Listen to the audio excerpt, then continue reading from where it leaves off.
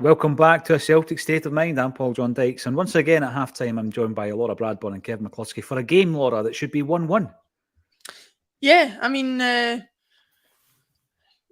Peter Grant had the line in the first half saying it must be a Scottish linesman when our goal gets chopped off, but they're not any more giving to their countrymen either, because if anything, Gamba Osaka's goal was even more onside than our one. So yeah, 0-0 should be 1-1, but there's a lot of encouraging things to see, not least from I know we talked about it a little bit before we just came on air, but one of my favourite performances of the first half so far is James Forrest. You know, there's all sorts of reasons, injuries and other things, why he might not have been involved last season, but based on today's evidence, he's still got some in the tank or some in the backside.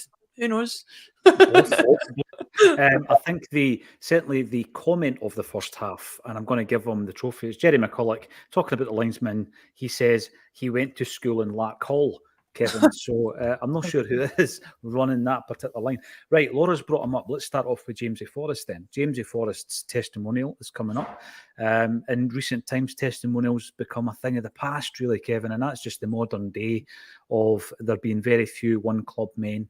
It very much is that. And there's a game a week on Tuesday against the Athletic Club of Bilbao, and that's going to be at Celtic Park in the evening time.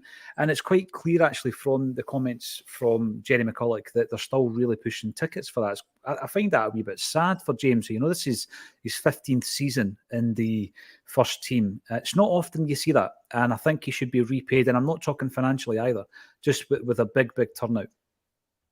Yeah, absolutely. Normally you get your testimonial after 10 years, so he's had to wait another 5 to get his. And he's one of our most decorated players, I think, throughout the history of the club. So yes, he's absolutely one of those guys that we should be turning out for in numbers. And as he said, for a player like him now, it's not about the financial reward, and he'll probably be donating the proceeds from the game to a charity. I'm not sure if that is the case, but I would imagine the foundation's part of that. Yeah, the foundation is part of the game. Yeah. So it's for him. It's not about the finances about it. It's not about a look at me. It's more for the fans just to go and pay that appreciation to somebody that's been a stalwart in the team for 15 years, won countless trophies, scored many big goals that people often overlook when they come to James Forrest, but because he's got this reputation, unfairly, I think, of not turning up in the big games. But look back, he scored goals, big goals in Europe away from home. He scored goals against Rangers in the big games. He's a big game player. He's been a really important player for us, and we should absolutely, just get out there in numbers and support him. Just as I say thanks for everything he's done and everything he's still going to do in the next couple of years of his career. Yeah, because as Laura said, there might still be some fuel in that rear tank of his, Laura. And the comments from Peter Grant, who, by the way, what an addition to the Celtic TV commentary team Grant has been. I think he's superb. He does give you an insight, Laura, into the game, not just as a player, but also through his many years of coaching. You know, he did coach Matt O'Reilly at one point as well. He might have mentioned that. But he's also got a really good kind of turn of phrase, and he's quite humorous. We've seen him, obviously, on the live stage. He really is good at that. And he's a great addition to the commentary team. But he obviously was talking about Jamesy Forrest, and he pointed out the fact that, he probably played his best football under Brendan, and we're going to get a wee bit of a swan song almost near the end of his career. Possible, especially if he follows Peter Grant's pre-season advice, which was that the first 2 weeks of the 6 weeks should be spent on a bucking bronco in Magaluf. Yeah, to be honest, I've enjoyed the commentary more than I've enjoyed the game so far today. It's actually been class. But as far as James is concerned, so much of his game is based on pace, and he's had injuries over the years, and time waits for no man, and I'm sure that is a factor. I'm not saying that he's going to come off the back of this and go straight into the first team and play 30-odd league games this season or anything like it, but I would like to think, and I would hope, that we'll see a bit more of him this season than we did last, and it's possible that he'll maybe get a little bit more of the ending to his Celtic career, if and when it comes, that he deserves, rather than the one that might have been enforced upon him if he had, chosen to hang up his boots this pre-season or found another club or something. There's enough there today to suggest that he's he's got something to contribute still for at least the next season. The thing with that is, and your comments, by the way, I don't disagree with, Laura, but the very fact that you've made them will result, because of the type of player that Jamesy Forrest is, the relationship he seems to have with Celtic fans, will result in people in the comments completely disagreeing with you. And we get that, and we're kind of prepared for that. But he does have that relationship, Kevin, with the Celtic support, doesn't he? And I was talking during the week there about, trying to have that balance of covering every position, not only the first pick, but making sure you've got someone strong enough as a backup. And obviously the departure of Jota, who could play left and right, was, it was a great deal for Celtic. We don't regret that, because obviously it was the right time, it was the right move. But we have brought in two right wingers in Tilio and Yang, who is yet to be announced. And I thought it left us a wee bit short on the left-hand side. So you're looking at Abada, thinking, right, Abada can come out of the shadow of Jota finally, and his backup would probably be Jamesy Forrest, plus the two new arrivals who have yet to be seen. But then James plays on the left-hand side, plays particularly well in the first half, I felt. He could be Maeda's backup, because I don't see there being a future for Mikey Johnson. However, I still think we need to strengthen that side of the park, because, Maeda's shown us that he could well be, the third choice striker if we need to bring in a third choice striker at any point, because all it takes is one injury. And I mean, Kyogo is injured right now as we speak. So you're then looking at Owen Maeda as being the only two centre forwards that we've got. Yeah, no, we spoke about this yesterday, but the areas of the park we need to strengthen, and I think we were all in agreement that the left wing is definitely one area that we need to bring someone else in, and part of that is down to Maeda being such a revelation through the middle now. He's proven Liam right for everything he's been telling us for the last 18 months. Maeda's a centre forward. You were struggling to see it at times last season that he was a centre forward, because whenever he kind of went a wee bit more central, I think you missed him so much on the left. But his movement in these two friendly games have been excellent. His kind of clinicalness in front of goal, is that a proper word? Clinicalness? I don't know. It is now. I've just made it one. He's definitely been more clinical in front of goal, because we always think back of his chance he missed against Madrid last season, and you go, he's not a clinical centre forward. But every goal that he's hit or the 3 goals he hit on Wednesday, every chance he's had today, it's been a bit of like one touch and shot. It's been movement into the right area. So he gives us something to think about now as another option in the central area. On the left, I do think we need someone else, because as much as I do like Jamesy Forrest, and I've literally just went on a 5-minute rant about how much I think he's kind of a legend of the club, I don't see him being a player that's going to start 30 or 35 games a season for us. So I think we need someone else that comes in there that's a kind of like Laura was saying before, someone that comes in that challenges to be a first team player from the off in that position. We can't afford to have another project player coming in on the left. That's now an area that we need a first team player. And if you sign a first team player and then you've still got Maeda and you've still got Forrest as your other options, that really strengthens not just the team but the squad as a whole. So that's what I would. You've forgotten your favourite, Haksabanovic. You've forgotten him as well. I've forgotten another option on the left hand side. That's because he's not a left winger. He's a number 10. Well, talking of which, he's going to get Pundle's role in the second half and show you. Yeah, that's unfortunate, actually, that we're going to change the entire team, because I was quite enjoying eating my humble pie during that first half, Laura, with the performance of David Turnbull. Best player in the park for Celtic, if you ask me. Some of the passing was brilliant. I mean, there was a wee dink over the top to Abada, who then set up, was it Maeda? It was a phenomenal, first-time pass. The vision that he showed was great, but he's linked up very well. And one part of his game that I don't think is his strongest is his defensive qualities. But you've even seen him turning defence into attack in that first half. He's played really well. Turning defence into attack is exclusively the job of Jackie McNamara, as we all know from the song. But we'll ignore that. But no, listen, that's David Turnbull's main strength, is playing a little bit deeper and finding passes. I think personally, if you were playing a system, and to be fair, it seems like Rodgers is maybe going to be leaning towards a system that is more inclined to this, but if you're playing a system where you had a defensive midfielder and you had Hatate and Turnbull in there picking passes for runners from deep, I think that is a really, really exciting way to play the game.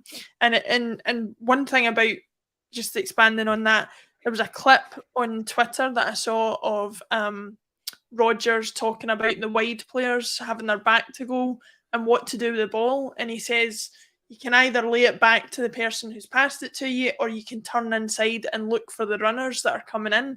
And I think I'm seeing that in the way that we're playing. They're kind of like almost the midfielder running in straight lines, and it's up to the deeper players to pick those players out as they break into the box and stuff. So it's a really exciting way to play, and you need players with the passing ability of a Turnbull to do that. Having said that, Hatate and McGregor have that ability in spades as well, so it still might not be enough for him, but I have been pleasantly surprised what I've seen from Turnbull. I was expecting to have to come on here and sort of defend him a little bit more than I probably should have, but I think in this case he's really had a good strong first half, and like you say, it might have been good to see some of these players get a little bit more time than they're going to, but nevertheless I've seen enough to suggest that again he's one that could contribute if he was allowed the chance to get into the next season. Right, we'll see how many of the 10 I get right and wrong soon enough, Kevin, but obviously Turnbull is in my list, and of the list of 10, the vast majority of them were on there simply because they were not contributing enough minutes to Celtic. And if you're not contributing, find yourself another club and leave. We'll use your wage, we'll use any transfer fees, of which there'll be very little from the players in that 10, although Turnbull will command a fee if we were to sell him. And then we can strengthen the side. Turnbull was the one player of the 10 who had played quite a bit of football last season, not as much as he would have liked. And in the Japanese game so far, he's come on and made an impression in the first game with a goal. And then in that first half of today, he's performed really well. And a lot of people say, it's just friendlies. But, it's exactly that. It's the only thing we can judge it on right now. It's not going to be a case of large, full-scale changes that Rodgers makes to that first team. It's a successful first team.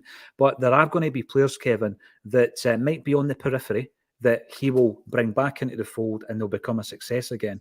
Do you think Turnbull is one of those players? Am I going to be wrong in terms of Turnbull leaving the building? You could be. You could very well be. Turnbull's one of those players, though, that will be... He'll be on the fence as to whether he's staying or going, because we all know, we've all watched him play, and we know he's a really good football player. It's whether he fits into how we want to play the game. And I don't think he fitted into how Ange wanted us to play the game in the last couple of seasons. I think he played all those games at the start because we had no other midfield options. And as soon as we got players in the door, I know he was injured, but when he came back from injury, he never quite regained that place again. Yeah. And he had a season and a half to do so, and he never did. So he was just not an Ange player. Everyone has now got a clean slate under a new manager, so he's starting afresh. He's been given these games to show what he can do. And he has been impressive so far, and you can only judge him on what you see. So in a cameo appearance in midweek, he's come off the bench and scored a goal. In 45 minutes today, he's played a few really good passes, been a couple of slack ones, but everyone's done that. He's been really impressive. So he's maybe somebody that Rodgers will have come in and been like, I'm not sure. This player can go either way. But from what he's done so far, he's maybe pushing himself further up the queue, which is a good thing for us. Because, if he impresses, one, we either get a good transfer fee for him if he still leaves, or two, we're keeping hold of a quality player. Yeah. So it's a win-win either way for us. It definitely is. Listen, even though the goals haven't come as they did the other day, I've still enjoyed that first half. It's been a lot tighter. I would have thought if we went into the second half, Laura, with the first pick 11 who started the game, that we would have broken them down and we would have won the game quite comfortably. Who knows what's going to happen in the second half when you change the starting 11 with a brand new 11 for the second half. It's always a difficult one, but I understand why he's doing it. He'll be wanting to get the game time into all those on the bench, and I'm looking forward to seeing some of them performing. Hopefully we see young Home coming into the side and making his debut, albeit not in a competitive game. The other player I did want to mention, though, before we take another break, before we go back to the second half, is Stephen Welsh, because he was another player who's on my list of guys who might be leaving the building. Laura, how did he do in the first half for you?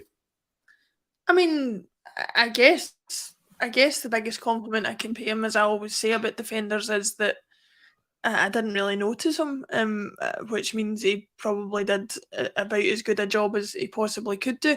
I think he's one of these players that he's never really done.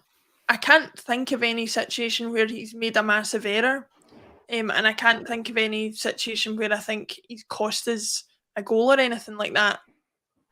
But the other way of looking at it is, I don't know exactly what his strengths are. I don't know.